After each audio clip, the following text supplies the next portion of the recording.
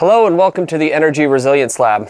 Our lab is dedicated to helping you on your journey to become energy independent or energy resilient. The first one is informational, how all the different systems work, how to do the calculations, and then how to build out your system for whatever project you are working on. The second one is interview style, so we'll be interviewing people in the market that have knowledge about the utilities or about energy storage systems so that you can become more knowledgeable on the different ways that the grid works and the different ways it could go down so that you can protect yourself in the event of a power outage. The third is news related, so that would be news programs, news articles that are related to energy storage and taking care of your energy needs. And then the fourth one is questions and answers. So we'd love to have you guys like and subscribe this video and our channel. And in that, underneath each of the videos, please add any comments that you have or questions, and we will go through those and answer those in an episode. Today is a question and answer episode. So let's just dive right in. The first question is, where can I get a battery pack large enough to run a chest freezer full of pizza pockets and an air fryer for a couple of days? So to make this more fitting for kind of a food storage situation, I adjusted some of the requirements, but I'll explain those to you so you understand how we calculated it. So the first one is he wants a freezer. So this was from Ryan Brown, and he would like to have a chest freezer full of pizza pockets, wondering how much power it would take to keep that cold, and then also to cook those over the duration of time that they would last. So the assumptions I used were 4 pizza pockets a day, and the freezer size was 3.4 cubic feet. So I just got a pizza pocket box, calculated the volume, divided that into the size of the frozen section of a freezer, and then that gave me 67 double pizza pocket boxes from your local grocer. So from that, I calculated 2 of those packs would be consumed each day. So this chest freezer full of pizza pockets will last around 33.5 days. So the power usage, I just used my Sense home power meter and documented how much power it measured my chest freezer using, which came out to be 400 watt hours per day, and then multiplied that out by the number of days, so 33.5 days at 400 watt hours a day. That gave me 13.4 kilowatt hours of energy storage needed just to keep the freezer frozen. And then I added in there the standby usage of the inverter. So when an inverter is sitting there turned on, it consumes a little bit of energy, so we have to overcome that as well.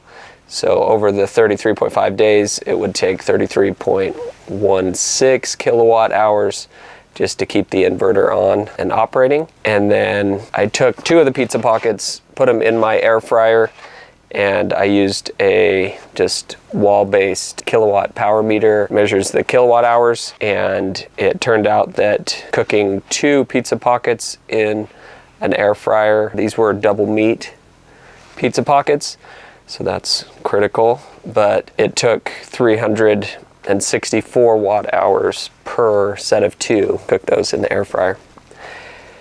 So we multiplied that out to cook all of those 64 packs of pizza pockets, and that turned out to be 24.388 kilowatt hours. So the total energy requirement for the system would be 77.72 kilowatt hours if you wanted to store a 3.4 cubic foot deep freeze full of pizza pockets and keep those cold, as well as cook those over the duration of how long those would last if you ate 4 a day. That'd be 77.72 kilowatt hours. So that system on the power side, the chest freezer uses about 1200 watts peak and then 100 watts continuous.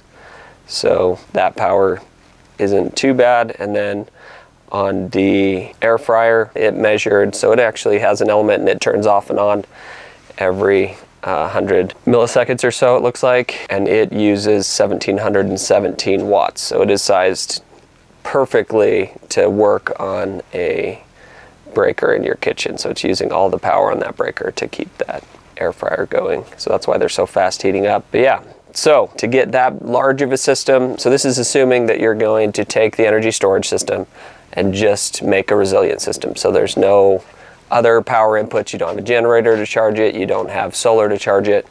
That would be the minimum system size that you would need. And so this is enough that most people, like, you could power your house probably for 3 to 4 days on this amount of energy storage. But if you did want to dedicate it and you're really worried about your pizza pockets, then that would work. So that gives you an idea of how to use a energy storage system without any power input. So assuming there's a power outage for 33.5 days, this is how much energy storage you need to keep that going. The other option for this would be that you purchase some solar panels. So just dividing that out, you usually get about 5 hours of sun per day. We're assuming you're getting sun every day. You can make different assumptions if you're in a different region, but if that was your requirement, you could run this system 500 to 800 watts of solar with between 2 and 4 kilowatt hours of storage. So you would capture all the sun during the day and then operate through the night and then capture again the next day. And to make that work continuously for your system, that can reduce the cost of your system. If you miss one day of solar power, then your freezer goes down. And if it doesn't stay cold, then it can contaminate your food. So you have to kind of work through all those caveats and decide how resilient you want your system to be. But that gives you an idea of how you would calculate the energy requirements of a couple devices and then break that down into what size of system you would need. And then you can look at it as energy resilience, no power input from anywhere else, or you can look at it of a solar system with some resilience. So maybe you want your system to last 3 days in the case that there's no sun. So you just triple the energy storage and then have the solar be able to charge enough to get through the night plus all the thermal losses. So that can give you some resilience. So if the power were to go down, you have a couple days for the freezer to stay up and for your air fryer to stay up before it shuts down and runs out of power. That was from Ryan Brown. The next question is from Eli Johnson 4331. And he says that he would like to learn more about energy storage systems in cold and hot temperatures, how that affects an energy storage system. And that can be a huge effect. I think one of the best descriptions of that would be an article that I read a couple years ago about a Model 3 Tesla that was in Calgary, Canada, I believe.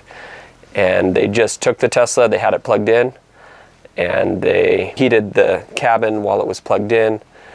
And then they went out to their car. I believe it was like -4 degrees or so Fahrenheit. So the car is at full temperature, so it's nice and warm in there.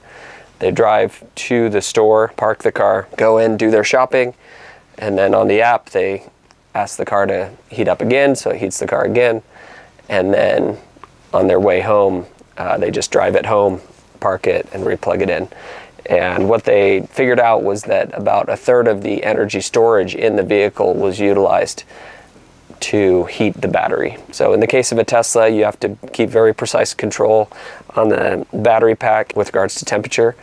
And so the battery pack is there, even when your car is just sitting there, it needs to maintain a certain temperature band so it's ready to go. If you want to jump in it and go race down the street, the battery needs to be at the correct temperature. And so the car is always consuming energy, just keeping that battery at the perfect temperature. And then in addition to that, you have the cabin space and you're using energy from the battery. Since electric cars are so efficient, they're using energy from the battery to heat the cabin space. When you look at internal combustion engines, there's a ton of waste. A lot of that heat can be diverted to the cabin in the event that it's a cold day. So then it can be used there instead of just exhausted to the outside environment. So in this case, if you have this system, or if you have a Tesla system or other system that does temperature control in the batteries, and you put it on the side of your house, the amount of energy that you have to use in emergency is reduced depending on the temperature outside. So that adds another variable that can be very detrimental to the kind of mileage you get out of the battery. That's very critical. So being the right temperature, I mean, if you're in an area that's, maybe 60 to 80 degrees Fahrenheit, you're not going to have that problem. If you do have other compositions, so lead acid, if it's very cold, you're going to get less capacity out of the battery. That is also true with lithium iron phosphate. And then on the high side, usually you'll get the batteries are happy and very powerful and capable of using all of their energy when it's at high temperature. So on the high temperature side, you just have to watch the maximum, because if you hit the temperature maximum, the BMS will turn off and isolate the energy from the battery from your system. So those are kind of the ins and outs for batteries with regards to energy storage. It is a huge driver. That's another thing with Teslas. If you get a Model 3, I believe the long range may have a heat pump from the vehicle manufacturer if it has a heat pump, or if it just has resistive heating for the cabin area and for the battery. What that does is, with heat pump systems, they're much more efficient. So they can be 2.5 to 3.5 times more efficient than a resistive heater. So if you have a resistive heater at 1 kilowatt, you would be using like 400 watts to do the same amount of heat pumping to get the same amount of energy across heating the cabin of your car or the battery pack, as opposed to that full kilowatt to get the same amount of heating capability. That can be a significant effect on your vehicle's range and also your carbon footprint. So if you just have resistive heating, you may want to watch that if you're worried about using a lot of energy. So those are kind of the ins and outs. I'll do more information on hot and cold temperatures on the specific battery episodes to give you more information, just so you can understand how those work. The next question is from Pedro, and he's wondering how he could become more energy independent. He and his family live in a townhome that's about 1,400 square feet, and he doesn't really see how it's feasible or possible to get solar panels, and he's not certain if HOA will allow it. So that is something that everyone needs to consider when you're purchasing a house, or when you're wondering if you can become energy independent or energy resilient. HOAs do have rules where you can't have solar panels facing the street. A lot of the times on the back of your house they'll allow it, but that would only be possible if your house faces north, so the solar panels can face south or east and west. So in this case, if you have an HOA, you just need to check with them, find out if they will allow you to do it. And if they don't allow you to do solar panels, you could at least do an energy resilient system. So you could add a battery system in your basement or in your crawl space or wherever you have room, and then utilize that during emergencies. So it'd just give you some peace of mind, and you can size it to be powerful enough to back up the things that you're worried about. So maybe it's your deep freeze and freezer, if you have a ton of food in there, and then your normal refrigerator, freezer, and then anything else, lights and things in your home, maybe cooktops and things, so you're able to cook food. So that's all the questions we have at this point. So subscribe to these videos.